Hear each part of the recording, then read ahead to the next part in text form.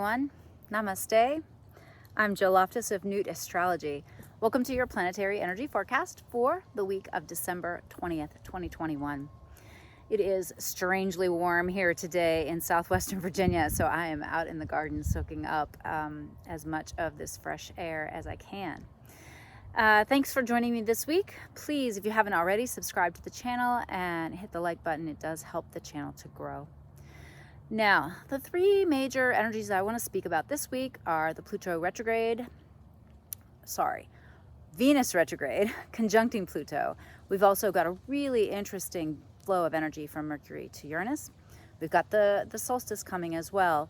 And I know this is a fourth thing, but we're adding this in. We've got to talk about the Saturn-Uranus square, the final hit for this year. That's exact. Let's talk about Venus. Venus is retrograding. She already did on Sunday, yesterday, which is the 19th, at 26 degrees of the sign of Capricorn. Now, she has been dancing with Pluto. They touched on the 11th of the month. They're going to touch again this Saturday, which is the 25th, right? And so they're going to be doing this dance. And this is a long wave, right? They're having these conjunctions, which means they're touching, like with precision. When an astrologer is talking about a really strong conjunction, it means by the degree and by the minute, right? But they're going to be within orb, as we might call, like really close together as you go into the beginning of the year and staying close to Pluto. And the interesting thing is that later in the beginning of 2022, Mars gets involved too. And so the three of them are together. Now, these couple weeks are going to give us a little bit of a hint, a heads up on the themes that are surrounding this event. How to high vibe this. It is time to re-examine your value system. It is time to really dig deep into the structures that support that value system, that created that value system, and see where it needs to be reborn. This is the lotus coming up out of the muck, all right? The muck of Pluto. You got to respect Pluto because Pluto is the ultimate of regeneration. And Venus is about values, money, love, and beauty. All right, so really examine whether your life, the way you spend your time, the way you spend your money is deeply in alignment with your current value system. You are probably, as most of us are, undergoing a bit of a restructuring with that.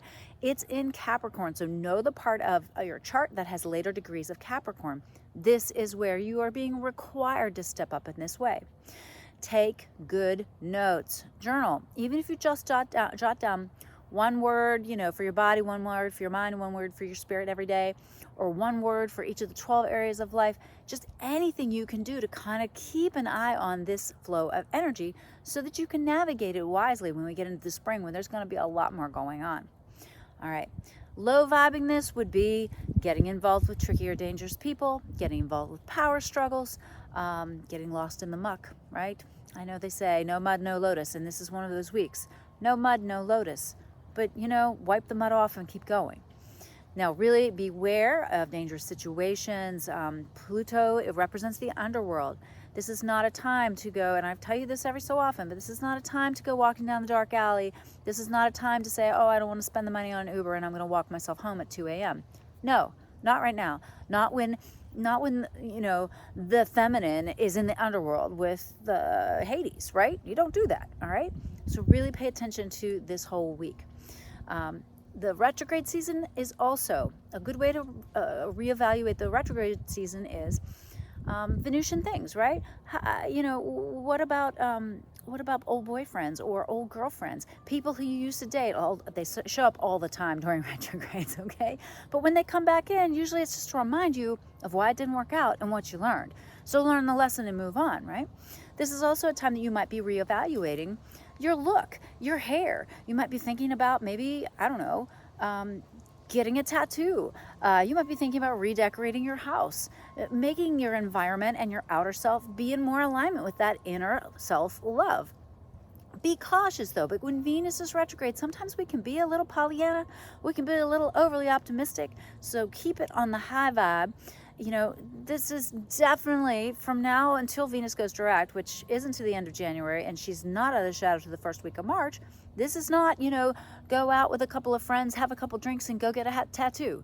Don't do stuff like that. You will be in trouble. And, come April, May, you'll be like, ooh, what have I done? All right. Now, if it's something you've really been parsing through, thinking through, journaling, introspection, time alone to really ponder, understand, dig deep. This is what this energy is good for. All right. Now we flow into the week. I'm going to add just a little touch on this Monday energy of Mercury in a trine, a beautiful aspect at 3:18 p.m. This is all East Coast time with Uranus, and then the moon is trining Neptune that day.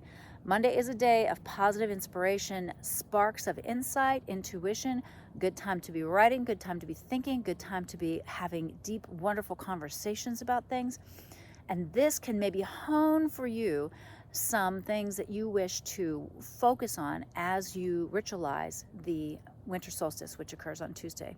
It's Tuesday the 21st here in Roanoke, Virginia. The sun goes into Capricorn, which is when the winter solstice occurs, at 10:59 a.m. Now keep in mind the moon is void a lot that day. Great for like dreamy meditation type of thing, but if you want to really ritualize something, accomplish something, kind of feel that Capricorn vibe, I would wait until the moon gets out of the void at sea, and it's void from 9:44 a.m. to 4:54 p.m. This moon is also across the sky from this conjunction of Pluto and Venus. All right, but I'm really kind of liking this energy because of that beautiful energy on Monday. So how do you high vibe this? Well, you high vibe by really honoring the light, okay? This is when the light begins to return. This is when the sun reaches that farthest part, or farthest away, and then pauses in the sky and then begins to move forward. The light begins to return. Ritualize the return of the light. Ritualize the area of Capricorn in your chart. Welcome it in. Capricorn is structure. It's authority figures, it's money, it's the bones, it's the skeleton. Do something beautiful, like give yourself an Abhyanga, oil rub. Do something good for your skeleton. Do some maybe tarka.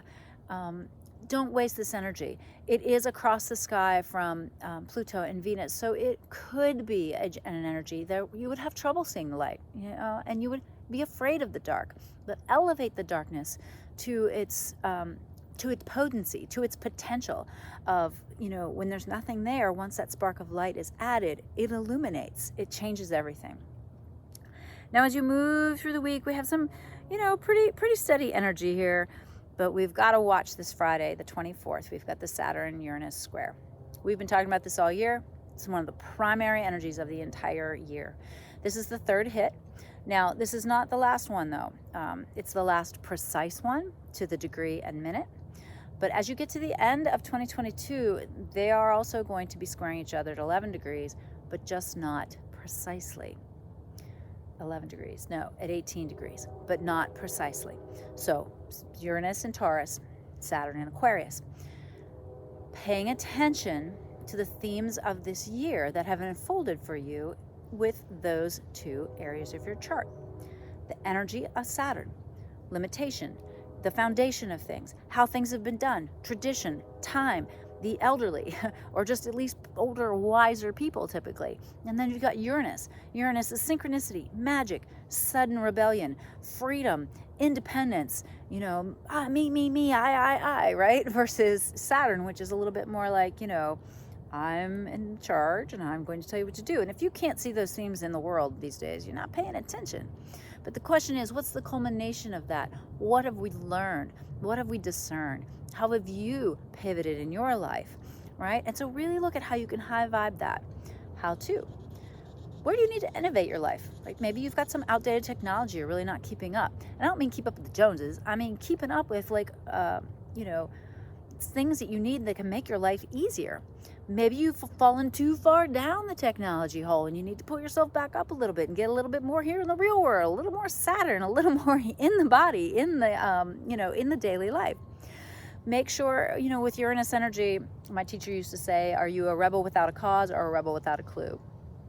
Don't be a rebel without a clue, okay? Don't be, just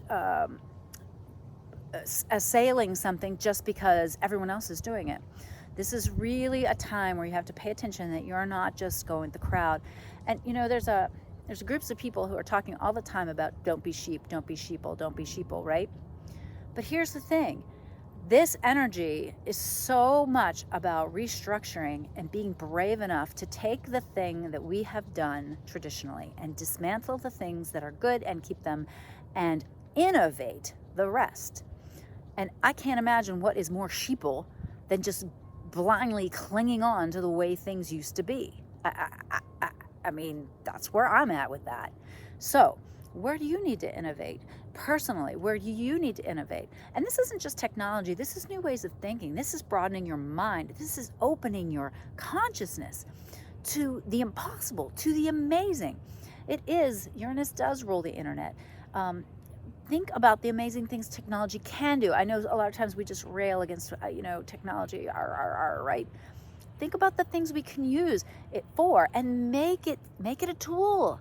Don't make it your master. Make it your a tool in your life. So really look at those kinds of dynamics. Those are kind of culminating. But here's the thing. You say that, we're done with the exact squares of Saturn to Uranus. But here's the thing. The things that have broken down take time to build up. It's kind of like we just recently had some horrific tornadoes in the United States. All right, so you could look at that as an aspect, right? Oh, this happened. Okay. Well, now the aspect is past, but we still have to rebuild. There is still a world to be rebuilt. And truly, so many of the Saturnian forces are clinging to old ways. It is time for innovation and a good balance between the two. Not throwing the whole baby out with the bathwater, okay? But really being wise and figuring out what works. Now, with all this Uranian energy and the Uranian energy coming into early next year, we always are going to have to pay attention to money, food, because these are all Tauran things, right? Resources. So pay attention to things like that in your own life. If you've been noticing like supply chain issues and stuff like that, get your Saturn on and get organized, because that's not going away. In some cases, it's going to get worse. So again, these are all symbolic things that you can look at. Now, again, the way to low vibe this is to cling to old ways, outworn, outdated things. It's you trying to be over there, using your dial-up rotary phone. Like, it just, okay, it was great while it worked, but you need to set it down. It's time for the new things. Oh, here comes Gemini. Let's say hi. Say hi. Are you torturing that squirrel? He's very upset at you. So, pretty interesting week, pretty interesting wrap up to the year. And wow, we have some really big stuff coming right out the bat, January, February, March, April.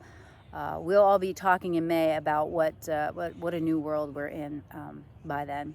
So pay attention to your own life. Pay attention to what's happening. Where do you need to change? Change is hard, but it's the only constant. Well, that and cats. All right. I hope this was useful, helpful. Please drop me a comment down below. Namaste. Have a wonderful week. Merry Christmas. Happy New Year. Merry everything. I'll see you next week for the Planetary Energy Forecast.